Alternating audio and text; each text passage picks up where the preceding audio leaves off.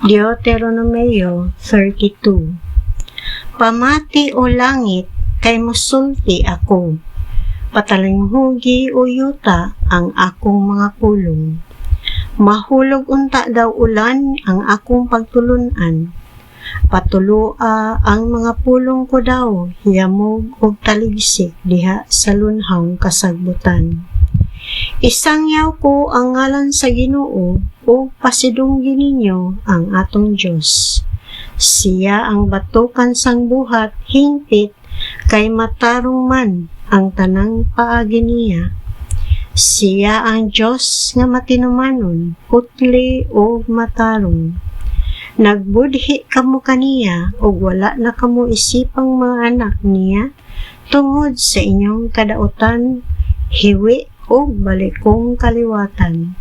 Mao ba kini ang inyong ibalos sa Ginoo? O katawhan nga buang-buang o hungog?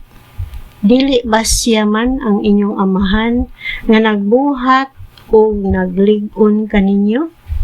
Hinumdumi ang inyong kagahapon ug ang taas nga sugilanon sa inyong kaliwatan. Pangutan-a ang inyong katigulangan mahitungod niini. Sultihan usab kamo niini sa inyong kadagkuan. Sa dihang gibanhin-bahin sa labing halangdong Dios ang yuta ngadto sa kanasuran o dihang gilain-lain niya ang katawhan, gibutangan niya kining mga utlanan sumala sa gidaghanon sa mga anak sa Dios. Apan gigahin sa Ginoo ang iyang katawhan alang sa iyang kaugalingon. Si Jacob maoy iyang silbing bahin. Hikaplagan niya si Jacob dito sa kamingawan diin naghaguros ang hangin. Gipanalapdan niya si Jacob o giamuma pag-ayo sama sa pag-amuma niya sa iyang kaugalingon. Daw agila nga nagtudlo sa iyang mga piso paglupad o nagbukhad sa iyang mga pako aron pagsagakay sa iyang mga piso. Ang Ginoo nanalipod sa Israel aron dili siya mahulog. Ang Ginoo ray naggiya sa iyang katawhan. Walay laing Dios nga miuban kanila. Gipalatas niya sila sa kabukiran o gipakaon sa abot sa kaumahan. Sila gipainom niyang dugos gikan sa mga pangpang ug ang ilang mga kahoy olibo milambo sa batuon nga yuta. May keso sila o gatas, may tambok silang mga karnero ug mga baka ug kanding gikan sa basan. May trigo usab sila ug ang ilang giinom bino nga labing maayo. Nanambok ang katawhan sa Israel, apan mirebilde, nanambok sila og midako. Unya, gisalikway nila ang Dios nga nagbuhat kanila, o giubit ang bato nga nagluwas kanila. Gipasilaob nila ang iyang pangabubho, pinaagi sa pagsimba sa laing mga Diyos, o gihagit nila ang iyang kasuko pinaagi sa mga buhat nga ngilad. Naghalad silag mga mananap ngadto sa mga demonyo nga dili Dios, ngadto sa mga Diyos nga wala nila simbaha kaniadto. Mga Diyos nga bag-ong hikaplagan nga wala alagari sa inyong katigulangan. Nalimot sila sa bato nga nagpakatawo kanila o wala nila hinumdumi ang Diyos nga naghatag kanilang kinabuhi. Nakita kini sa Ginoo ug tungod sa iyang kasuko, gisalikway niya ang iyang mga anak ug miingon siya. Talikdan ko sila ug tan-awan kog unsay mudangat kanila. Kay sila, mga daotang kaliwat, mga anak nga mabudhion. Giaghat nila ang akong kasuko, kay ila mang gisimba ang laing Dios. Misilaob ang akong kasuko tungod sa ilang mga Diyos-Diyos. Busa himuon ko nga mapungot usab sila. Inigpili ko sa mga tao nga dili panasod, hagiton ko ang ilang kasuko pinagi sa usa ka nasod nga buang-buang. Nakahaling og kalayo ang akong kasuko. Musunog kini hangtod sa kinahiladman sa Siol. Gisunog niini ang kalibutan ug ang iyang abot ug ang mga patukuranan sa mga kabukiran. Pahiagumon ko silag mga katalagman, ihurot ko pana ang akong mga udyong kanila. Unya kung sila maluya na sa gutom o sa hilanat, o himalatyo na tungod sa makalilisa nga sakit, ipatukob ko sila sa bangis nga mga mananap o sa mga lala nga bitin. Mga matay pinaagi sa espada ang anaa sa hawan, ug ang atua sa mga lawak, mga matay tungod sa kalisang. Ang mga batanong lalaki o babaye nga masuso o mga tigulang. Nakahukom ako sa pagtibulaag kanila ngadto sa layong mga dapit hangtod nga mapuos silang tanan. Apan nabalaka ako nga saypon kini pagsabot sa akong mga kaaway ug moingon sila. Kami ang nakadaog ug dili ang Ginoo maoy naghimo niini. Sila usa ka nasod nga dili magpatambag ug dili makasabot.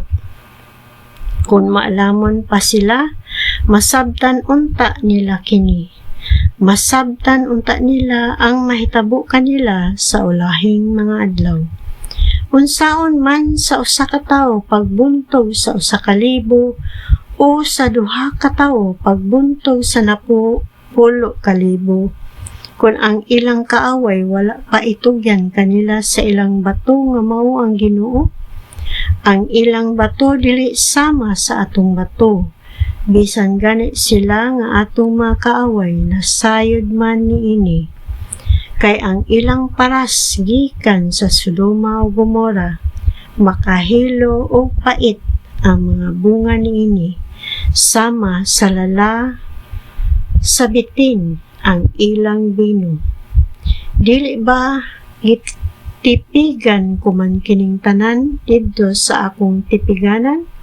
Ako ang katungod sa pagpahimalos o pagsilot, kay hapit na maabot ang panahon nga madakin sila og may agom sa katalagman ug mga laglag sila sa kalit lamang. Kay ang Ginoo mohukom dapig sa iyang katawhan ug kaluy-an niya ang iyang mga alagad. Inigkasayod niya nga wala na sila'y kusog ug wala na'y mahibilin kanila o lipon o dili ulipon. Unya mangutana ang Ginoo sa iyang katawhan. Haay naman ang ilang mga Diyos-Diyos, ang bato nga ilang dangpanan nga mikaon sa tambok sa ilang mga halad sa mga mananap nga gihalad og miinom sa bino nga ilang gihalad. Patabanga sila kaninyo og himua sila nga inyong panalipod. Karon ilhan ninyo nga ako ray tinuod nga Dios, wala na laing gawas kanako.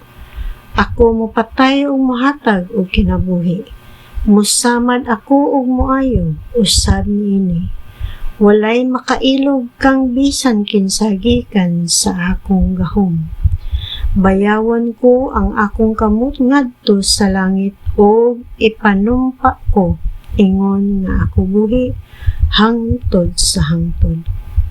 Nga sa dihang mabaig ko na ang akong espada, gamiton ko kini sa pagsilot.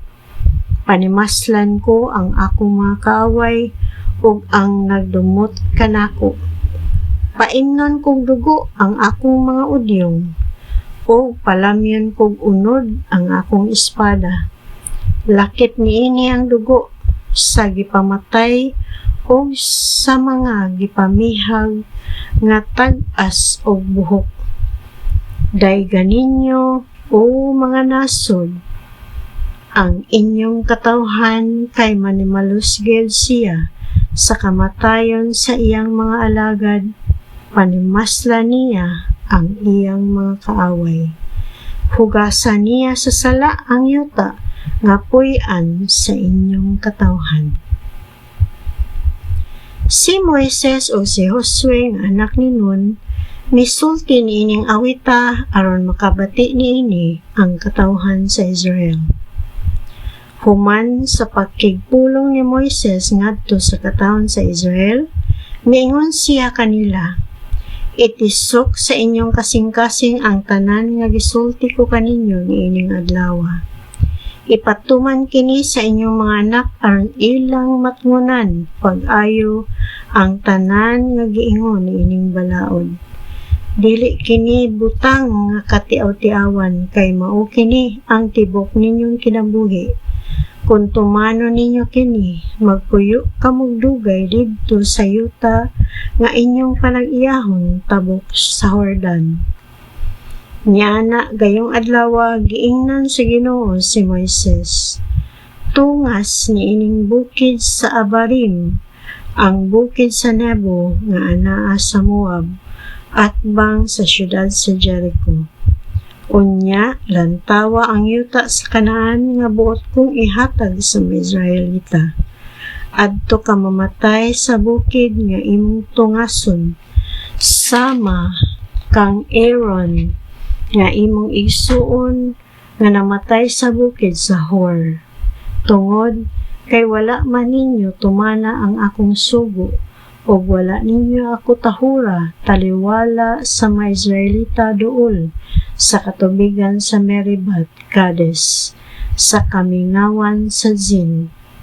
Makalantaw ka sa yuta apan dili ka makasulod ni ining yuta nga ihatag ko sa mga Israelita.